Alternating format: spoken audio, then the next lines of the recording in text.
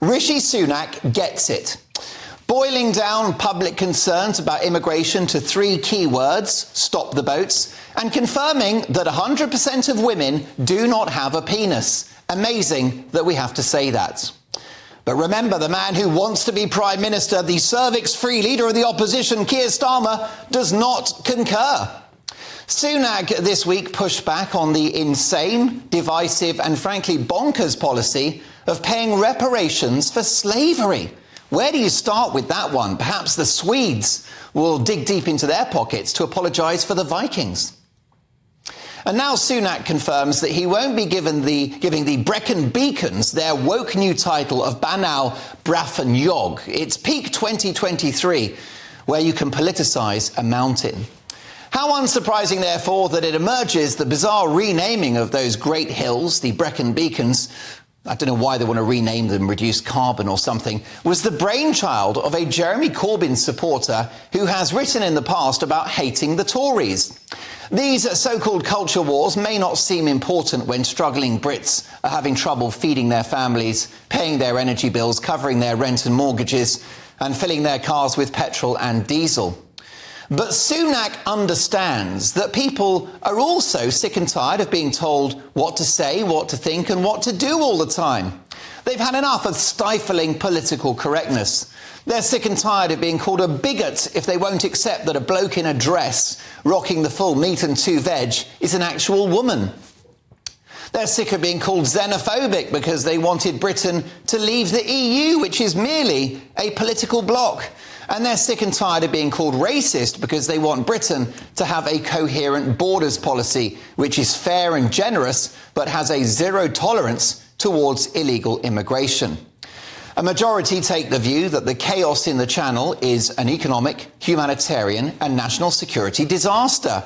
You might not hear this in Islington or on Twitter, but poll after poll suggests most of the public want to stop the boats. Sunak gets it.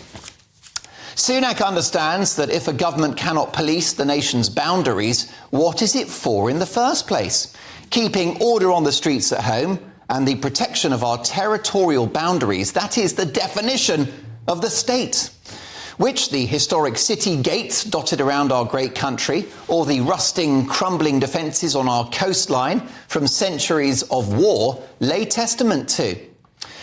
The so-called culture wars matter because the toxic wave of political correctness coursing through our universities, our civil service, our public sector, our academia, and indeed those shallow, cynical virtue-signalling corporations is changing the values of this country and changing the kind of place Britain is to live.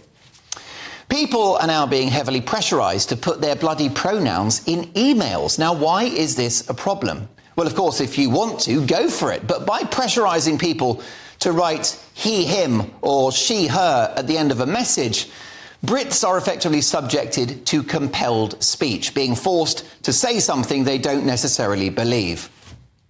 We are a liberal country, and most people don't have a problem with someone identifying by a different gender. As a courtesy, I always respect that. Good luck to you. Knock yourself out. But if, via peer pressure, you have to write your pronouns in an email, you're signing up to the principle that biological sex is fluid, that you can somehow change your biological makeup, that a man is a woman and that a woman is a man. Sorry, but no. If the cult of woke can get you used to that crazy idea, just think of what other horrors they have in store for you going forward. Perhaps they can twist your arm into thinking a paedophile is simply a minor attracted adult. That horrific idea is not made up, by the way, and can be found in the dark corners of this sinister new religion.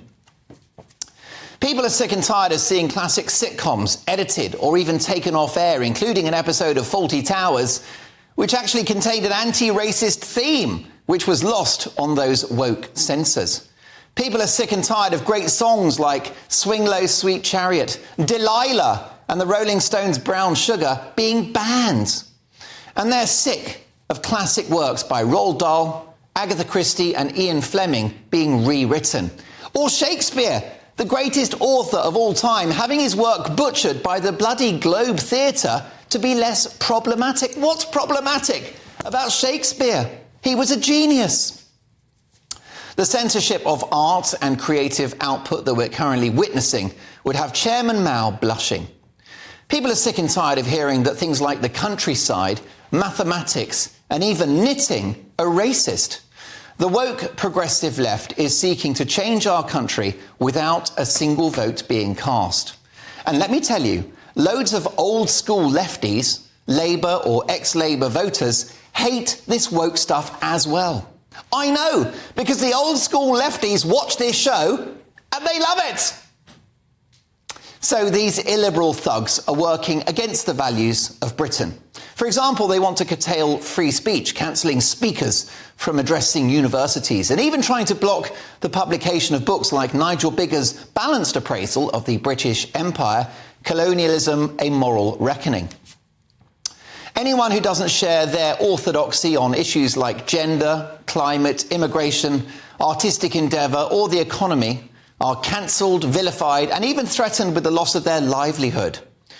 Rishi Sunak has no trouble defining what a woman is, and with that is demonstrating quite the pair of balls. He gets it. Rishi Sunak is Britain's first anti-woke Prime Minister, and it may just win him the next general election.